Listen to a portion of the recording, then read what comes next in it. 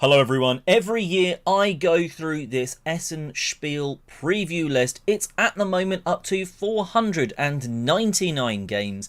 I've gone through all of them and have picked out my must-haves and some interesting ones for me to check out at the show, but also for you guys as well. I'm going to break this into multiple stages. First of all, we'll go through my must-haves, which include recommendations of things I own already, have played, preview copies of, or have even actually seen at other conventions and say these are good, you should definitely check them out, as well as must-haves that I either must have in my bag when I leave Essen Spiel or must have a play of that at the convention. So let's jump into it and have a look what you and me should be checking out at the convention. I was a huge fan of the original Trails of Tucana, and this sequel, Tucana Builders, is going to be shown at Essen Spiel. Now, what's different about this is while there's still that awesome two-round structure, and I'll touch on that in a second, you're actually going to be adding tiles onto the board. Last time it was a flip and write, so you were just drawing these routes on. Now you're adding these specific tiles on, so it looks like the choice of am I just drawing across this hexagon or am I going to do a junction here is kind of set in stone. Now what makes it interesting is that two-round structure that was in the original, and it kind of means that whatever you do in the first half of the game, if you've done well, you'll score that again, which is a really cool thing because it does drive some of your choices. Do I go for, and I'm assuming it's going to be similar in this, do I go for some of those symbols which look like kois in the different water sections? Do I go for those? Do I try and link maybe D to F? Because if I do it once, it might score me again later, and that was a really cool thing. The original was great, so this is a must play for me at the convention. One thing you're probably going to learn about me from going through my lists here is that I do enjoy tile placement and polyominoes and some kind of city building. So when World Wonders was announced, it looked okay. But it's got some really good reviews, including from this man Tom Vassell, and basically a number of people at the Dice Tower who really did seem to enjoy this one. First of all, you've got that really good tile placement gameplay from the sound of things, where you're having to add things along roads, but then if it's the same type of building type, it doesn't need to be connected to a road, so you can build out a big area. But then it's got these really cool wonders that you're going to add, and they've got like limiting factors. It sounds a bit like a Foundations of Rome in a small package where you're adding these monuments, effectively, these wonders, onto the board that have requirements.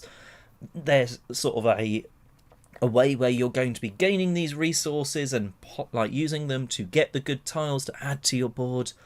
I like the idea of this one. And any tile placement game is certainly going to get me interested and has certainly had some good reviews, so World Wonders is one I'm going to be checking out at the convention. For some reason there are no images of Moonriver despite me actually already seeing it out at a convention, so I'm surprised no images have made it onto Board Game Geek of this game, but like I said, I didn't get to play it at UK Games Expo, but I got to see it in action a little bit of the rounds. It takes King Domino and splits the dominoes into two puzzle pieces. So you are effectively building your domino pieces that you're adding out. Now, King Domino for me is that sweet spot of you got 15-20 minutes, you can play this cool little tile placement game. Does this add to it? It says 45 minutes. So for me, if we are speeding through a game of King Domino, alright, maybe it goes up to max of 30 minutes. An extra quarter of an hour, maybe an extra 20 minutes. This does seem to add a lot, and Queen Domino did that, and it didn't work for me. Bit fiddly components, bit too much trying to do more than it needed to. I'm hoping this is going to be good, and it's a must-have a demo for me on this one. And I think a lot of people out there should definitely take a look at Moonriver, because it's, well, King Domino is one of those great entry-level games. This sounds like it just maybe adds and hopefully adds in the right way. I have ummed and ahed about this one because should I be giving it a bit of a spotlight? Welcome to, or Welcome to Your Perfect Home, depending on sort of basically your territory, I think. But Welcome to, for me, has been completely outshone by Welcome to the Moon. This new collector's edition, well, first of all, I don't know if we've got many more pictures of this, but one thing it's going to be doing is sort of shaking up a few things. Apparently there's some more bits for player interaction, and it's also got dry erase wipeable boards and pens in the box. So that was a cool thing of Welcome to the Moon. It felt more production quality. It felt just that bit nicer roll and write wise. And apparently they have tweaked that core original gameplay to add a bit more replayability and a bit more interaction. So with some sort of extra cards that are supposed to be actually changing things up from one game to another. So I'm interested. It seems to say 11 expansions. I didn't realise there was quite that many. A big box collector's edition of Welcome to. Well, that could be pretty interesting to a lot of you out there. Don't know if I'm going to add it to my collection, but I like to see it at least at the convention. Next Station London nearly won the awards last year. I think like it was at least nominated for the Spiel des Jahres but didn't quite win. It was a solid game. My only issue with it was the end game scoring just seemed to take a little bit too much time, but building out your routes was a super satisfying experience in this flip and right. And Next Station Tokyo, well, let's see what it adds. First of all, you've not got the river all the way down the middle, but it looks like you do have sort of a predetermined loop. That's something that we didn't see on the original. Loads of new cards and stuff. So I'm excited to see where this one goes, how this has sort of changed up the formula, and is it as fast? Because that was a cool part of the original. It was turns a card over, right, everyone's doing that, drawing a line to that symbol. Super quick, super fun, and definitely worth checking out if you didn't check out Next Station London. Yes, it's another tile placement game, but DV games are normally pretty strong, I find. They've done some of those little box escape roomy style things that I've really enjoyed, like the Deckscape ones. Well, this year it looks like they're maybe doing some of those as well, but Bonsai is sort of one of the ones they're going to be pushing. They've already announced for the Spiel event. And, well, let's take a look at this picture. Look how cool that looks. So it looks like you are trying to do some kind of set collection in terms of the bits around the edge, those sort of leaves, the flowers, the petals, but you're also building out quite a cool bonsai structure. And it just seems a underused theme. I don't think we've seen many things where you're building the plant itself. Plenty of things that use plants, but not many necessarily that are using them to actually be your board. I'm intrigued to see this. This is sort of an interesting plus, maybe not a must-have, but I do want to at least see it and see how it plays at Essen, just to know if it's for me and maybe if it's for you as well. Normally, when I am making these lists from the Board Game Geek preview list, I exclude German language stuff, mostly because they're duplications, but at the moment the Cascadia Landmarks is only on there as in German. I'm sure there'll be some English copies, or at least translation, rule books or whatever at the event, and Cascadia was a absolutely stunning and fun tile placement game. Yes, like I said, you're going to hear lots about it. Tile placement on my picks here because I think it's a fantastic mechanic. But this is going to be adding a range of little bits and pieces to Cascadia that I think are just going to add replayability.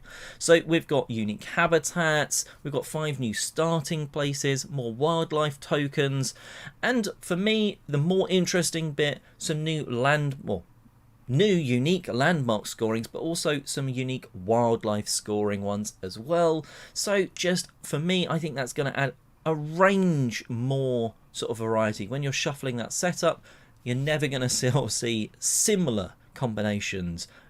And I'm intrigued to see how much the actual landmarks, the landmark tiles, how much they, tokens, sorry, how much they add to the experience. Do they take away from the original brilliance of Cascadia? Well, they look pretty cool as those wooden sort of meeple-y things. I say meeples, wooden tokens. Excited to give this one a go, even if I have to sort of half German a playthrough just to see what it's like. It's a must-have. Demoed this one for me. That's Cascadia Landmarks.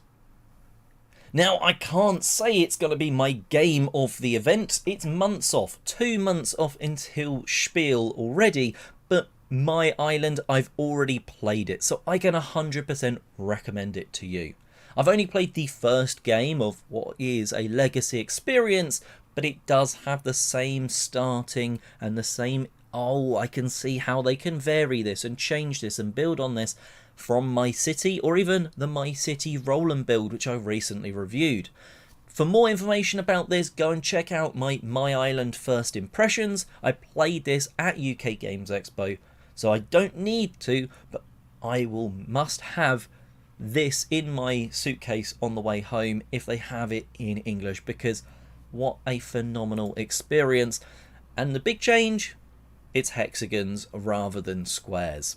Yeah, it's not a huge change, but I'm so sold on getting this game. It's a must-have for me. And like I said, you want to know more? Go and check out my first impressions. Now, I don't know too much about All Roads, but I saw a preview of it from Amass Games, and on there Simon had shown this game off, and it looked just a super quick, fun game where you are trying to build out your sort of area and surround these cubes, because they then upgrade from just cubes to like villas, and then they upgrade from villas to something else, or words that I'm not 100% sure on. But I like the idea of that you're trying to get these sort of tiles put in certain ways and build out your area. And it seemed like a super quick one. What's more to love than a quick tile placement game? Yes, another one on the list. They're not all tile placement games, I promise. I say they're not all tile placement games, and then here comes another in the form of Urbify, not 100% sure on that. But while this box art does very little for me to really grab me, I'm not entirely sure I'm enthused by the theme. Let's just have a look what it says down here. So first of all, 30 to 45 minutes, that's a real sweet spot for me. But this part here is the interesting bit. So you basically have meeples to spend. They're a bit like action points, but they go out onto tiles and stuff. So you can either send them to the city hall to get one of the 4 different types of tiles, so that's economy, transport, culture, or tourism, or you can choose an available building tile, place them on it in the city, paying some points, but city council points to get prestige points, which I'm assuming is basically like a resource into a victory point. However, once you've actually run out of meeples, you can't do that anymore, and you have to resolve either one of the city councils, which is going to get you some city council points to then spend again, or you remove your meeples to gain the benefits of the buildings they're on. So effectively it's like tile placement with worker placement, because you've got this thing of spending those meeples, but it's when you bring them back into sort of back to you, you get something. And I really like games that do that, because it just adds that second layer of thought of, yeah, I kind of want them to go here, but I need them to be on that, because when I take them back, it's going to give me a better action or a reward, basically. So I really like the idea of that. Yeah, the theme doesn't grab me much, but I do think it's one to check out. As well as tile placement games, roll and write or flip and write, X and write, whatever it is, I do find them really good, because they are really short, quick sort of experiences. And, well, Happy Campers just looks like a really cute, kind of interesting sort of one. It looks like there's plenty of different scorings, opportunities that you're going to be trying to deal with. Let's try and zoom in a little bit here so you can see. So you're rolling the dice, and then you've got plenty of different options of what you're using them for from the looks of things. I just like the idea of that. It's 15 to 30 minutes, it's not taking too long, but this is the part where it's like you've got to make some good decisions, because apparently trees add nature, toilets, people need those, water is needed for the guests, they need somewhere to actually tent, otherwise they're not going to be very happy campers, and there's also entertainment. So you've probably got to balance those with different scoring conditions in terms of, do you go heavily on nature and tents? Do you make sure that everyone's entertained, but maybe you forget about the toilets? Do you have to just balance them? I don't know, but I'm intrigued, and it's just a cute little one that, well, maybe otherwise you wouldn't have heard about, so I wanted to talk about Happy Campers. Mindbug is certainly something I can recommend, and I've even played the new stuff in the Beyond Evolution deck. I've got one deck of it, I think there might be more, but effectively it's a 1v1 game where you've got creatures, you're trying to beat down your opponent, yet it's all fine, all normal, until you do the Mindbug twist, which is when an opponent plays a card, you've got, I think it's 2, maybe 3 Mindbugs for the entire game, and you can go, no, I'm going to Mindbug that and effectively play that card for you instead. The whole choice is, when do I use that? When do I think they're playing their best card, or maybe just best situationally? Oh, you're going to do a load of damage to me. Okay, I need to stop that by Mindbugging it. But when you've run out of Mindbugs, your opponent is then basically free to play whatever they like and use whatever they like. Some great choices in Mindbug, and some really cool sort of combinations of animals to make up the different things. I've really enjoyed my plays of this, so I can highly recommend it. I think a lot of people will enjoy it and should definitely check it out. Now, I've only played the Beyond Evolution rather than Beyond Eternity, which is like, both of them are like the second season or the second release. I played the original and First Contact, I think that was called, and the Beyond Evolution deck. I'm very happy with those two. I could also happily go and play more, so that's Mindbug. Should be worth checking out for you. Sometimes you do want a smaller cooperative game, and that's what Beacon Patrol from Pandasaurus Games looks like it is. Effectively, you're trying to, with the other players around the table, explore as many of the map tiles as you can. I think that's just a really quite cool idea. I'm not sure entirely of the perils, but there's different scoring tiles, and there's basically cooperative goodness and stuff, and it looks super awesome. I really like the sort of quite minimalist but also quite stunning look to this game. Look at that. I think it just looks absolutely awesome. Oh, that is a very zoomed image. Let's see if we can get another one. So you can place tiles that needs to be next to your ship and different things like that. There's all these cool lighthouses. It looks like it will play in a relatively small table space relatively quickly. I think it's one that I need to demo at the convention, and maybe I'd even come home with it in my suitcase as well. If you've been around on the channel for a while, you'll have seen the news announcement when this was sort of revealed. Dorfromantik Das Duel, that's going to be at Essen Spiel. The original Dorfromantik, the board game, just won the Spiel des Jahres, so hot off the heels of winning an award. This is a 2-player competitive game rather than sort of just roughly cooperative. Now, I've played the original on the computer. I've not played Dorfromantik as a board game. From the reviews, I don't think it would be for me, because the whole thing on the computer is you're just placing these tiles, it's doing all the admin for you, and you're just bubbling along. That's not what I look for in a board game, and that's kind of what Dorfromantik the board game captured. You're just building out, but you've got to try and do some bits of admin of how many of tiles of this have you put down, how many tiles of that have you put down type-wise. Competitive though, well, I could see it being a little bit more up my street. And more importantly, for people that have the original, apparently this can be used as like a micro expansion. Some of the tiles from this can work in the original the board game version. So that's a cool feature as well, but I want to try this at Essen Spiel.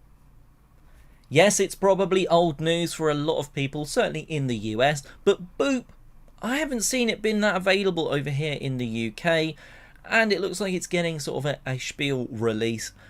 I love the components for this. I love the fact it's for 2 players.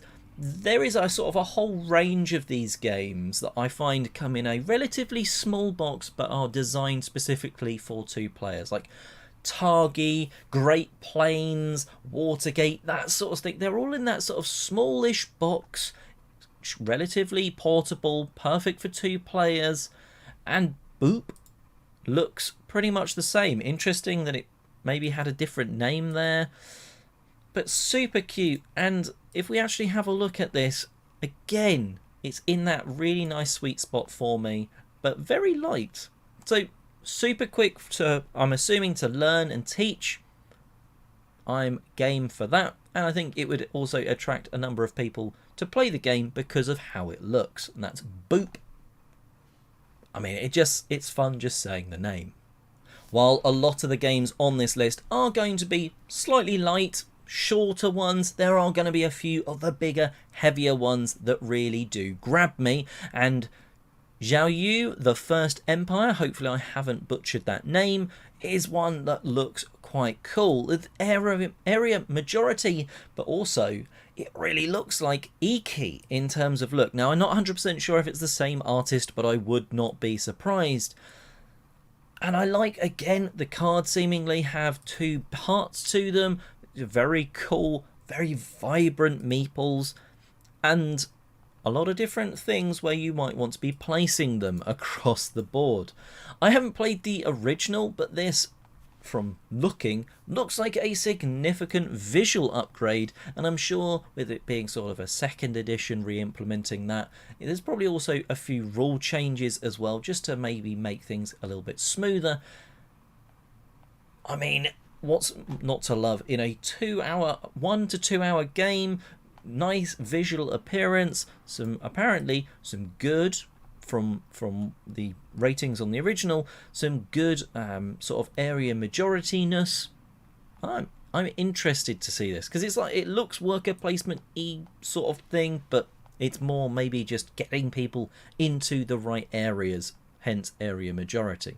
Well, I'm excited to learn more and hopefully play this at the event. And we're going to wrap up the must-have section with one that I already own. This is Expeditions, 1920 Expeditions. I'm not quite sure if that sort of suffix or prefix goes into the name, but I have played this and it was a lot of fun. Now, if you're going into this thinking it looks like Scythe, it does look like Scythe, but it doesn't really play like Scythe. Yes, there is the sort of central part where you're on your turn, you're moving a cube and you have to move it so you can't do like the same action in a row. But it's also very different, as you're almost more exploring out on the map for the first half of the game, then trying to work out how you can churn some victory points out of it. It doesn't feel like the Cold War stalemate of Scythe, where it's like, we've got combat coming, but I don't really want to do it. In this, it doesn't feel like that. It doesn't feel like at some point we're going to fight each other. It just feels like at some point you're going to score something and I need to try and score for something else, or at least maybe that as well, at some point soon. And it's a really cool map as you're exploring out and new tiles become available, new cards come out the deck into the sort of market, if that's what you want to call it. I'd highly recommend it. Even if you didn't like Scythe, I think this is one that you might want to give a go. Yeah, it looks like Scythe, but it does not play like it. And that is Expeditions, the last of my must-haves. So there you have it, must-have game. I'll do another one to go through some interesting ones. Maybe ones that haven't got as much information about them, but a few maybe other recommendations of ones that you might enjoy to sort of see at Essen Spiel. Remember, there's 499 games, 500 games already announced, and I'm condensing this list massively.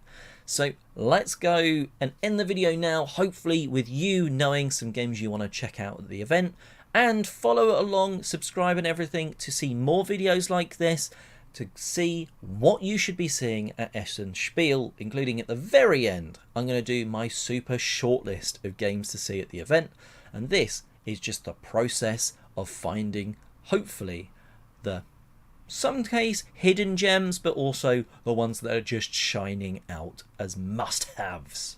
Like, subscribe, all that sort of jazz, and thank you very much for watching. Until next time, have a great Essen Spiel!